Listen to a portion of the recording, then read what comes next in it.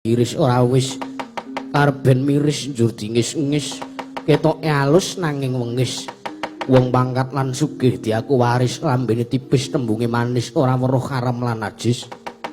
golekake gaweyan nanging mung lamis entuk ngapusi rasane sis banjur lumaris lonjong mimis gara-gara menangi jamane danten arane kala kundi lapas lakune tikus jinada sasmita purbaning setan apa to putine akeh wong nuruti godaning setan ngalur ngidul ngulon wetan sembranan ning golek kurban ora weruh empan lan papan pegawe sungkan senengane jajan kaprawiran ora dieman bakune mangan kencan lan dolan kasusilan dianggep dolanan umpama ayu pulasan yen to bagus gawean mergo mung dandan esuk sore bengi lan awan